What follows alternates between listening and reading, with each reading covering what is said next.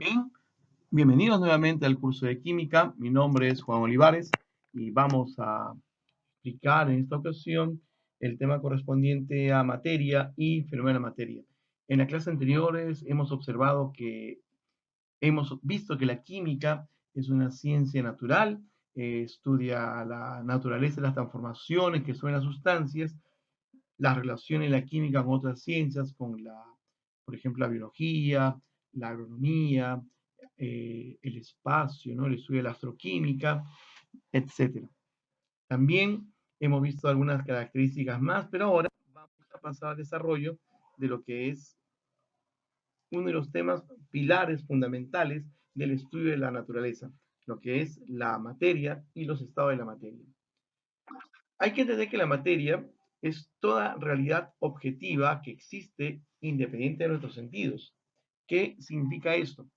Que la materia existe, es todo aquello que va a estar en el universo, pero que no necesariamente tú vas a percibirlo, vas a sentirlo, ¿no?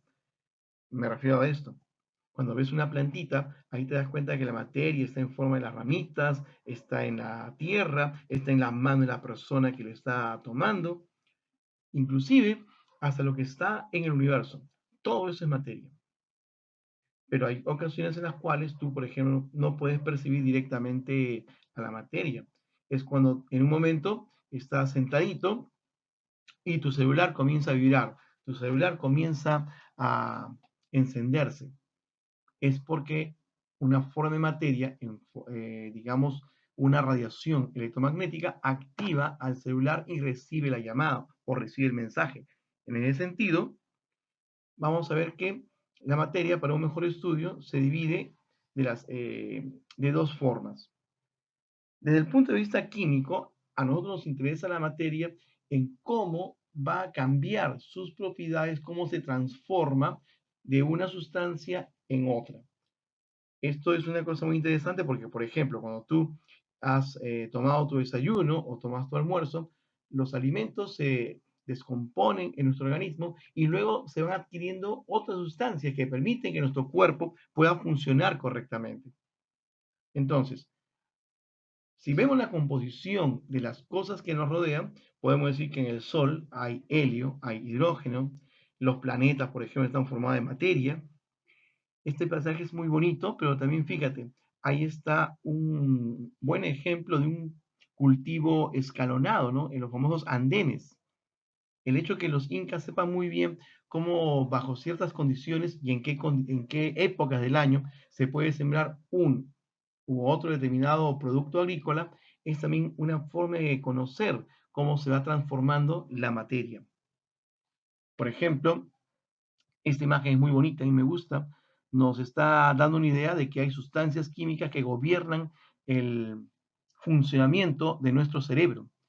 Nuestro cerebro, por ejemplo, funciona con una sustancia, bueno, de las muchas que hay, una en particular que se llama la dopamina. La dopamina es una sustancia que permite la transmisión de los impulsos nerviosos a través de todo el cuerpo.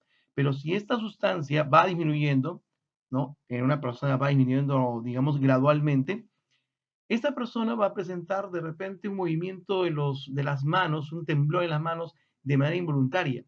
Está hablando contigo y la persona comienza a mover la cabeza de un lado para otro como si fuera esos muñequitos que se colocan en los automóviles. Y tú le dices, oye, no te muevas.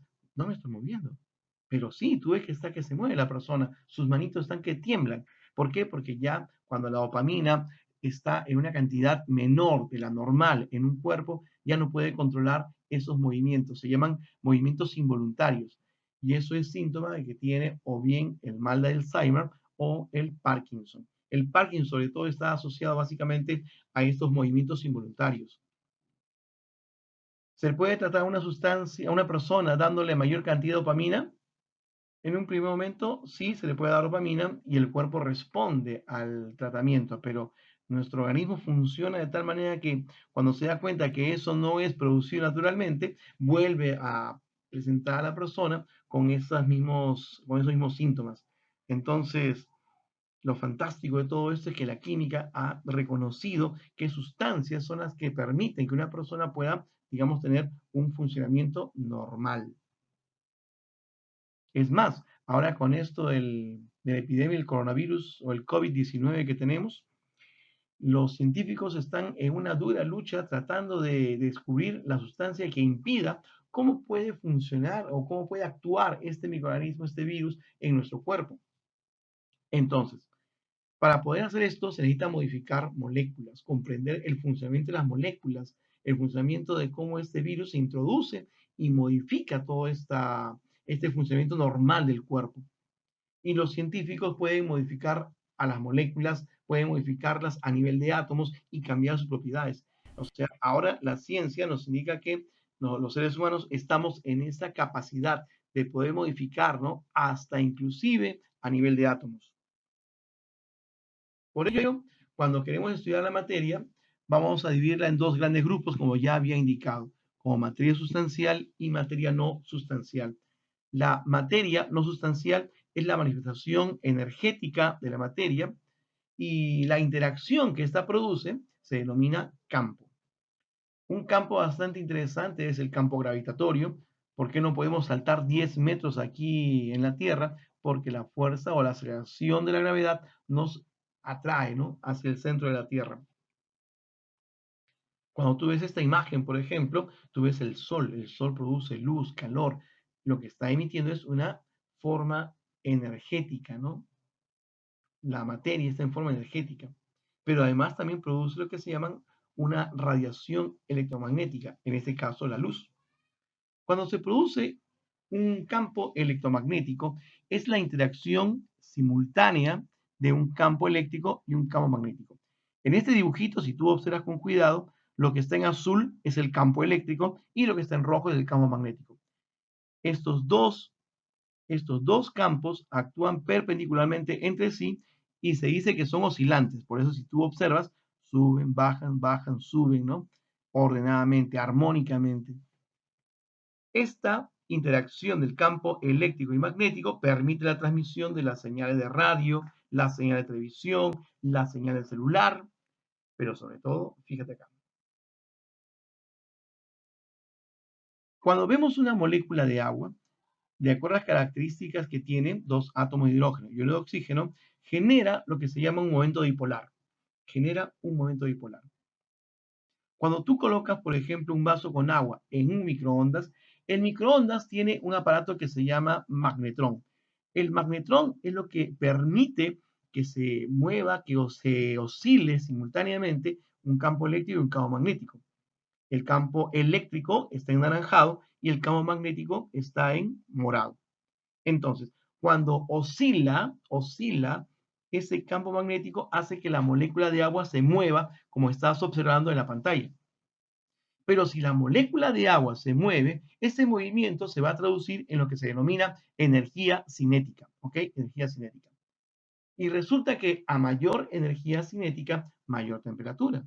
Entonces, si las moléculas de agua en un vasito se comienzan a mover, al incrementarse la energía cinética va a aumentar la temperatura y eso hace que el agua pueda hervir. Eso hace que, por ejemplo, tú puedas colocar un alimento como papas en el microondas, estas se van a sancochar, se van a cocinar por el agua que tiene en su interior. Entonces, es una aplicación interesante, ¿no? De un campo electromagnético.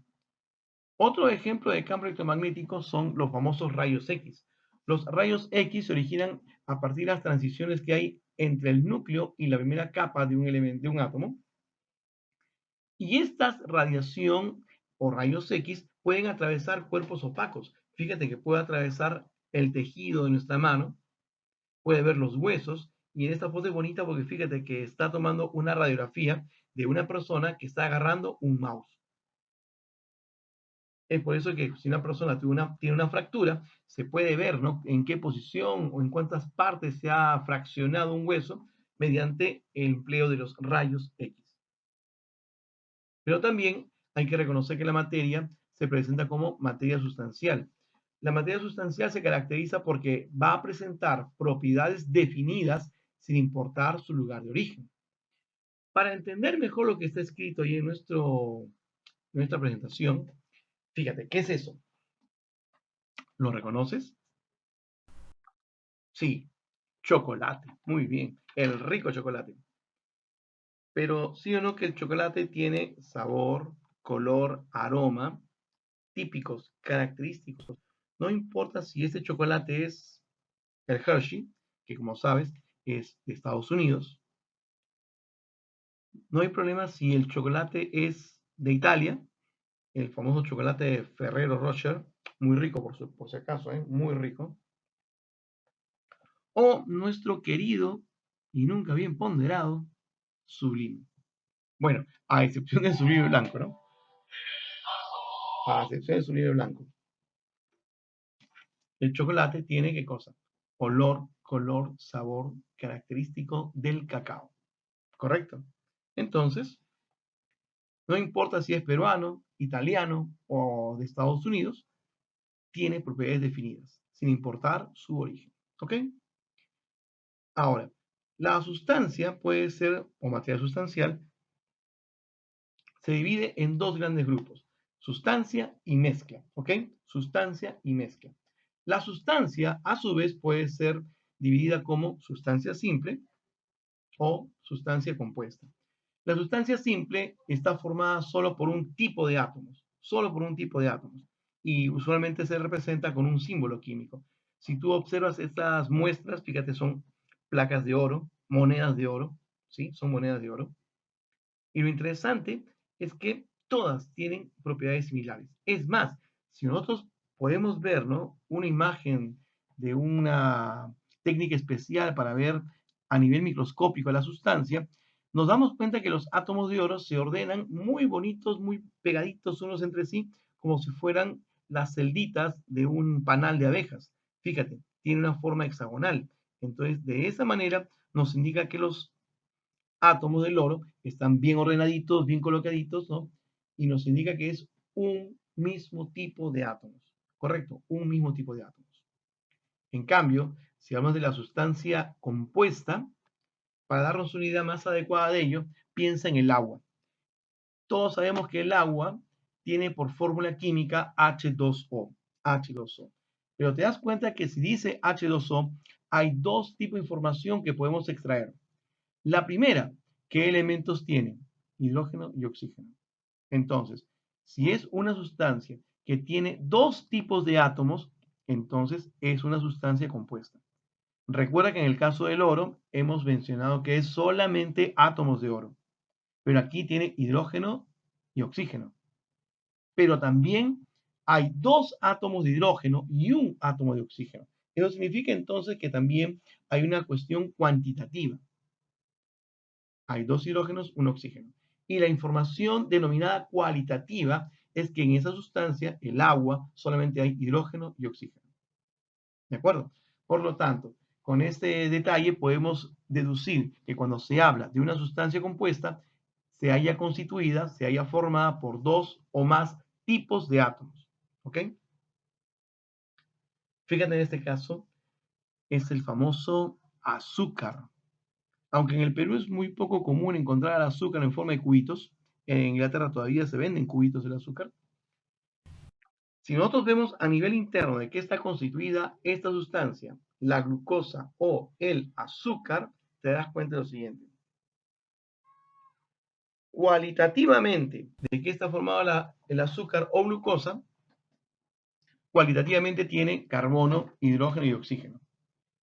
El hecho de tener elementos diferentes nos indica que es una sustancia compuesta. Es una sustancia compuesta. ¿Ok? Pero también nos da una información de nivel cuantitativo, porque tiene 6 carbonos, 12 hidrógenos y 6 oxígenos. ¿Ok?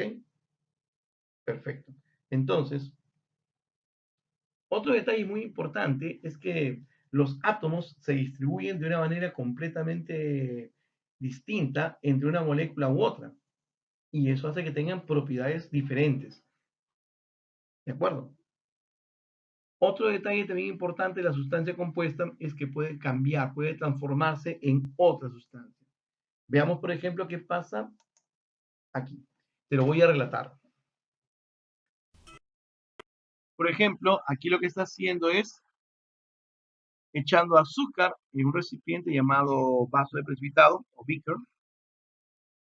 Muy bien, se llena de azúcar y luego le va a echar el ácido sulfúrico. Siempre con la precaución de los guantes porque el ácido sulfúrico es muy corrosivo. Ahora, quiero que veas con mucho cuidado qué está pasando con el azúcar cuando se mezcla bien con el ácido sulfúrico. ¿Ya? Mira bien, se está mezclando bonito. Ahí, ¿qué está pasando ahí? Ese momento, ahí. ¿Te das cuenta que se parece mucho cuando tu mamá prepara crema volteada y quema el azúcar? ¿Sí? Y tiene ese colorcillo. Eso significa entonces que esa sustancia que está interactuando está liberando calor. Y ese calor está haciendo que el azúcar se vaya quemando. Y te das cuenta que se está levantando una especie de cosa negra y también se libera una gran cantidad de vapor. Pero también, si te fijas con cuidado, ese vapor tiene un color medio anaranjado. Entonces, si yo observo esas características, puedo deducir que, uno, esa cosa negra que se está levantando, eso es carbono. Ahora, ese humito blanquecino que ves es vapor de agua. Y cuando a veces sale uno medio naranjadito por ahí, eso es dióxido de azufre. Entonces quiere decir que la sustancia denominada glucosa está cambiando completamente sus propiedades, ¿no?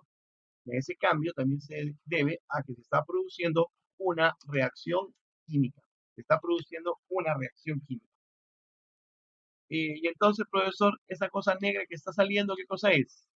Ah, bueno, esa cosa negra que está apareciendo, eso es carbono. Eso es carbono.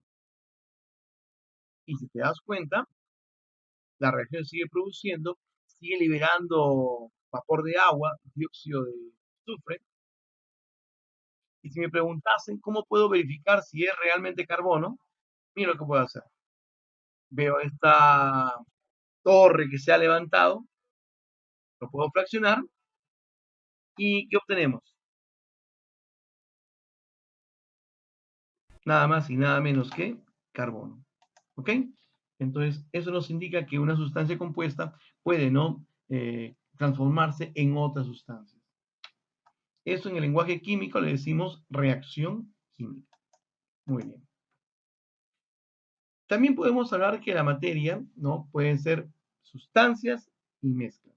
Una mezcla se caracteriza porque es la reunión de dos o más sustancias, de tal forma que cada una conserva sus propiedades y características. Cada vez que uno lee esto en un libro, dice, qué fea es la química, no se entiende. Pero pensemos en una cosa bien sencilla. Agua, azúcar y limón. Agua, azúcar y limón. En el agua disuelves el azúcar, le vuelves ahí a echar el jugo de limón y cuando lo pruebas, siento que tiene una cosa media rara. El sabor dulce del azúcar y el sabor ácido del limón. El sabor agrio del limón. ¿Cómo es posible que puedas percibir simultáneamente el sabor agrio del limón y el sabor dulce del azúcar? Porque las sustancias no han reaccionado entre sí. Las sustancias conservan sus propiedades. Conserva el azúcar su propiedad de ser dulce, conserva el limón su propiedad de ser agrio. Entonces, en lo que tú conoces muy bien con el nombre de limonada, es una mezcla porque cada sustancia conserva sus propiedades.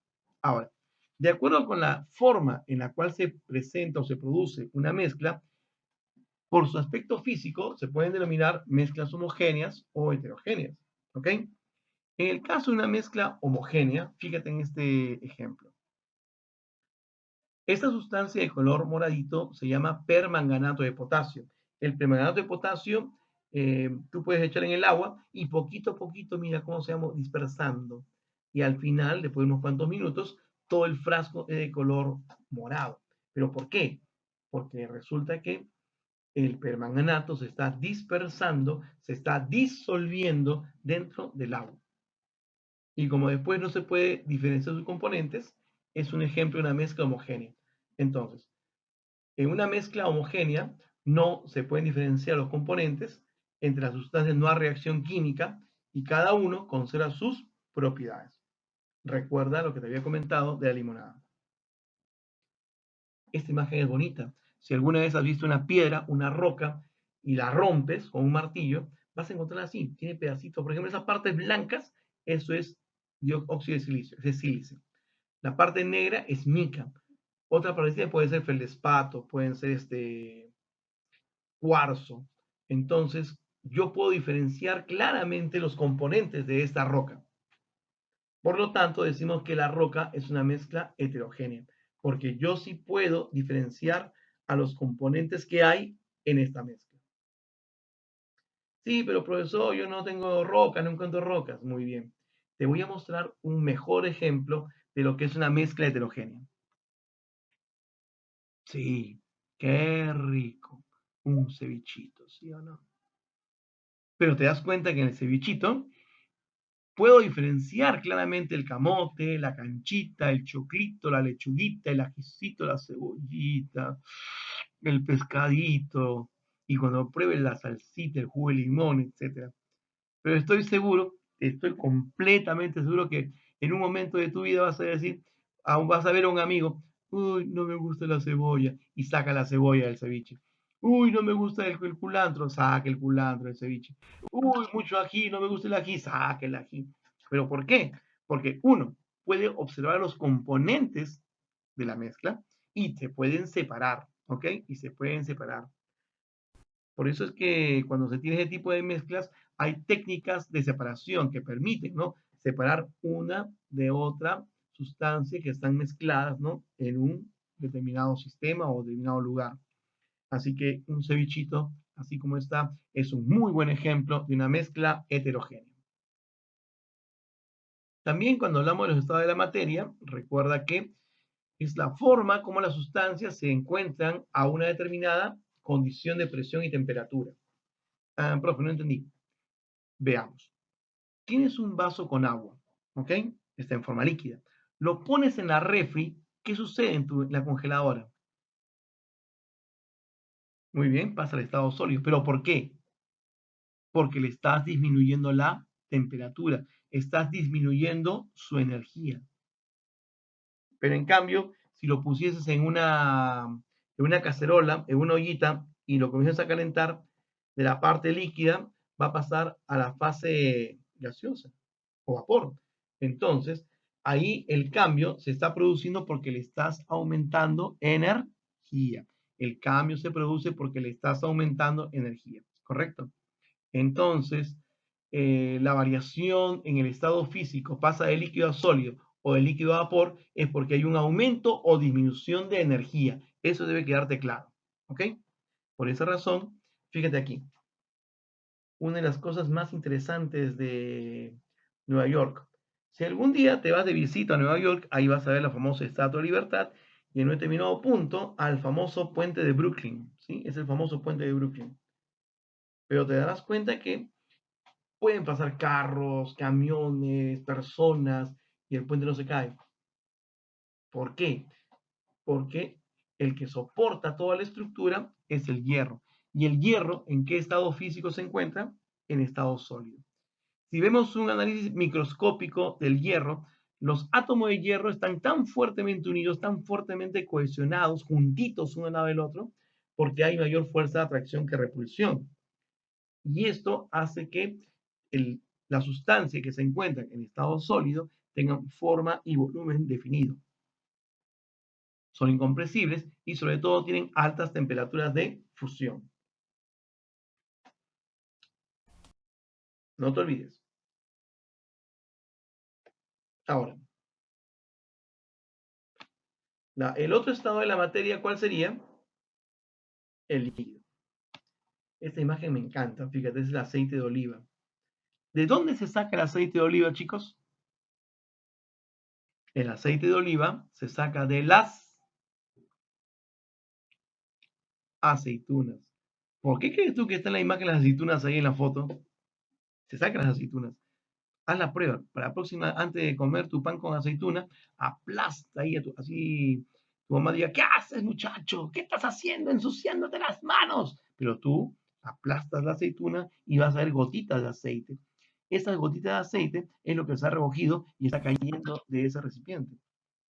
Pero fíjate que está pasando de un recipiente a otro. ¿Por qué? Porque las moléculas están en movimiento. A diferencia del estado sólido, en el estado líquido, las moléculas tienen un mayor grado de movimiento, de tal forma que estas moléculas pueden fluir. Entendamos por el fenómeno de fluido o del fluir a que las moléculas están en movimiento, en mucho mayor movimiento. Esa es la razón por la cual decimos que en los líquidos tienen un volumen definido, pero también la forma es variable porque adoptan la forma del recipiente que lo contiene. Si recuerdas la imagen, tiene una forma de botellita y cuando cae a ese recipiente, ese bol tiene una forma cónica. Por eso decimos que los líquidos tienen volumen definido, pero adoptan la forma del recipiente que las contiene.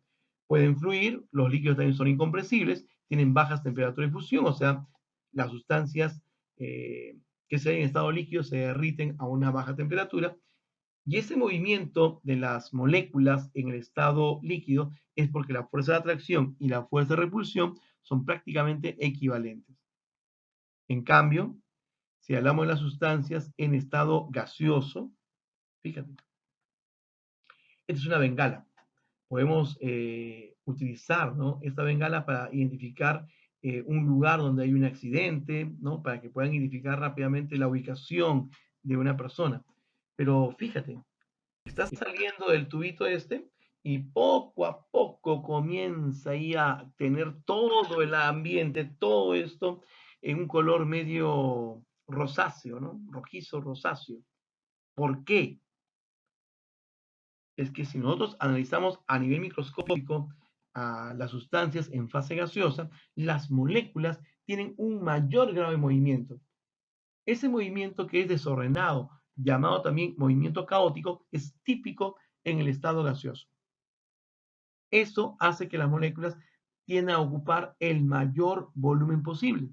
Es por eso que si una persona se echa perfume, a los pocos segundos, de repente las personas que están a un metro y medio de distancia, pueden percibir el aroma que tienen. Entonces, las sustancias en fase gaseosa, su volumen es indefinido, la forma es variable, sí pueden fluir, son compresibles. Profe, no entiendo, ¿qué significa que sean compresibles? A ver, ¿cuántas veces has pisado una pelota? Y cuando pisa la pelota se deforma, se achata. ¿Por qué? Porque al aplicar la fuerza, el volumen del gas se va reduciendo. Y sobre todo las sustancias que se encuentran en fase gaseosa tienen bajísimas temperaturas de fusión. Por último, ¿por qué razón están que se mueven de esta manera las moléculas? Porque hay más fuerza de repulsión que las de atracción. ¿De acuerdo hasta ahí, jóvenes? Cuando hablamos también de los estados de reacción de la materia, hablamos del estado plasmático. Cuando yo estaba en el colegio, por ejemplo, mis profesores decían que el estado plasmático se puede obtener a temperaturas de más de 1.000.000 de grados Celsius.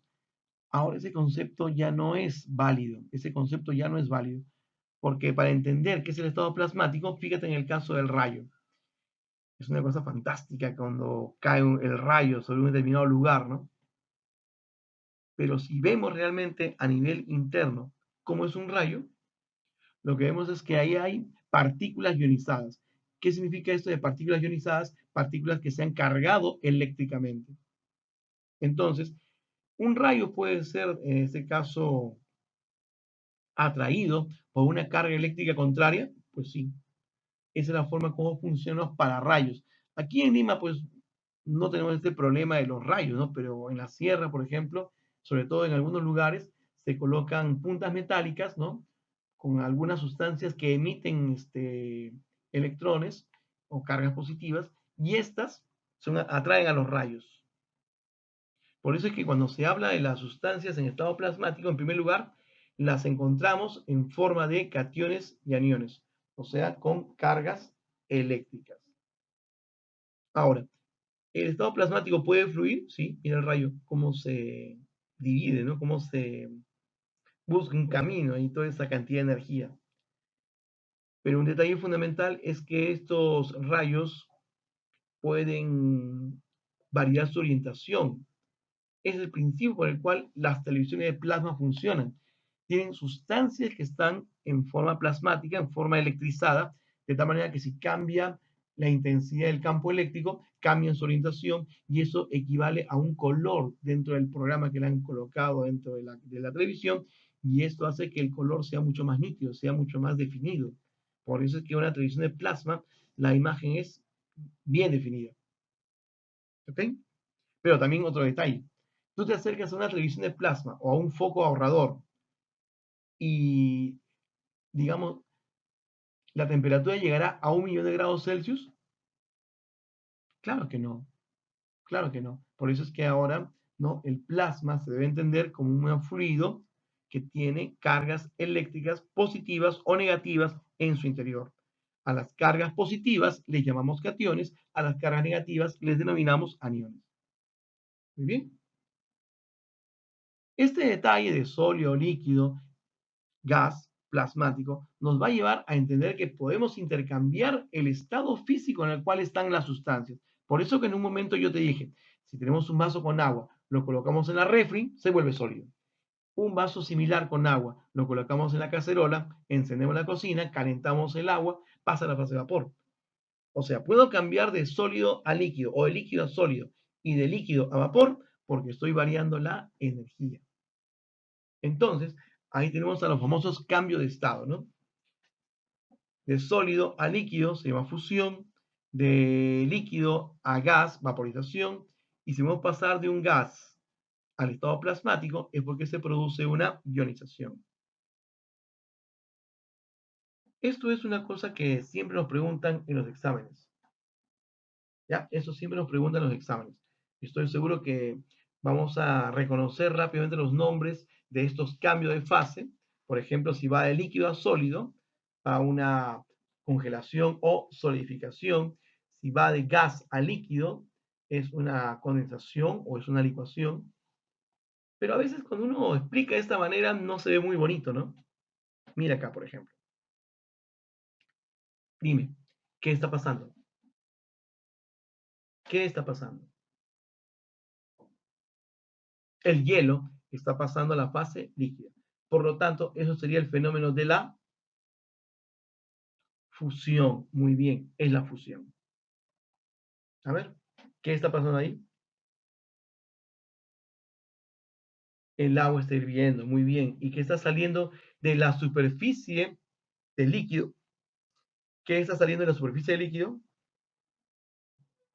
Vapor. Se está produciendo una vaporización. Muy bien. Mire esa imagen. Es muy bonita. Ahí. El sólido no se está derritiendo, no se está disolviendo. Directamente está pasando a la fase gaseosa. Esas piedritas que están echando dentro del agua es el hielo seco. Y el hielo seco es un ejemplo de sublimación porque está pasando directamente de la fase sólida a la fase gaseosa. Está pasando directamente de la fase sólida a la fase gaseosa. No te olvides. ¿Ok? Directamente de la fase sólida a la fase gaseosa. Y por último, fíjate aquí,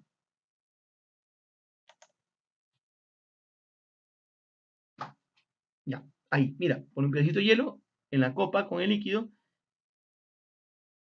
y se solidifica. Mira que el hielo ni siquiera cae dentro del líquido. Está ahí suspendido. ¿Pero por qué? Porque el líquido se ha solidificado. ¿Ok? Entonces, ahí está el ejemplo mucho más dinámico de lo que es una fusión, una vaporización o evaporación, la sublimación y la solidificación. Solidificación. ¿De acuerdo, jóvenes?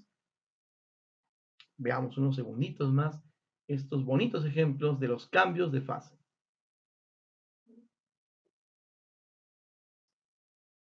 Muy bien.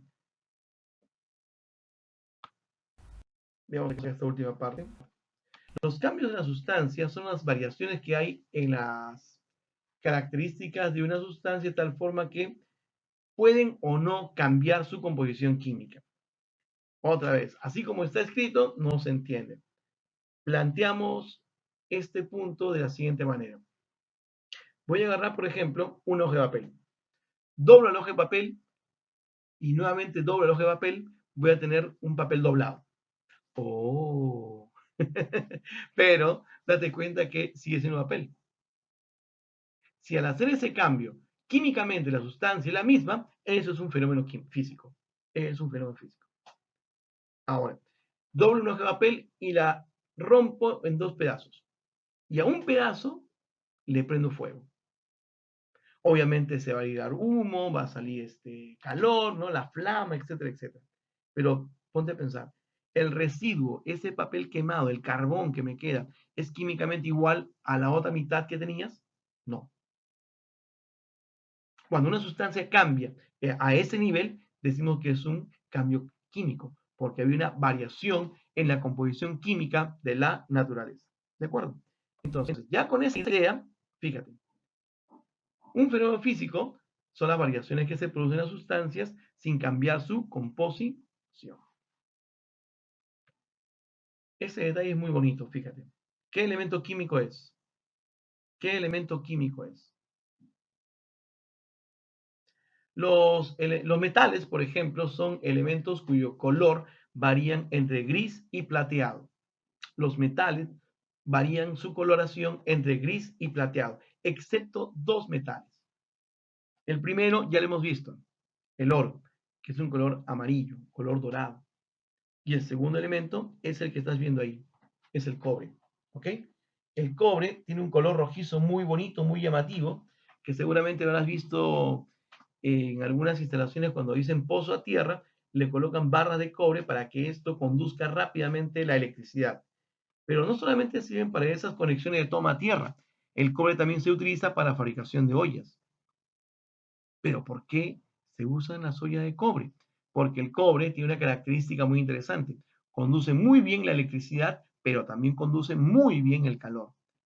Los restaurantes, ¿no?, que tienen ollas de cobre las usan porque saben que un alimento se va a cocinar rápidamente en una olla de estas. Si no me quieres creer, mira esa escena. ¿La conoces? Estoy seguro que sí. Ratatouille. Esa película a mí me gusta mucho porque mira el detalle que han dibujado, ¿no?, en esta escena. Todas las ollas son de cobre. Pero profesor, ¿y cómo sabe que es de cobre? Mira el color, rojizo. Si no me quieres creer, ahí está, nuevamente. Porque sabe muy bien que el cobre, al conducir muy bien el calor, cocina los alimentos con mayor rapidez. ¿Saben, chicos? En cambio, cuando una sustancia cambia totalmente su naturaleza, es un fenómeno químico. A veces en los laboratorios nos damos cuenta que se ha producido una reacción porque hay un cambio de color, un cambio de olor, un cambio de lo que se viene un precipitado, o sea, esa sustancia que ves de color amarillo es el resultado de una reacción química. ¿Ok? Pero a veces es mejor verlo así. Mira, ahí está. Nuevamente el permanganato de potasio reacciona, es azulito, pasa el tiempo, se vuelve rojito. Ahí está. Eso nos está indicando que es una reacción química, ¿no? Es un fenómeno químico. En un fenómeno químico hay una transformación de la sustancia. Muy bien, chicos. Ahora sí, esto de las propiedades de la sustancia es lo que vamos a desarrollar en la segunda parte de nuestro video. ¿Ya? Así que los invito a participar en la segunda parte del video, donde también vamos a desarrollar los ejercicios. Muchas gracias por su atención y veamos la siguiente parte. Gracias.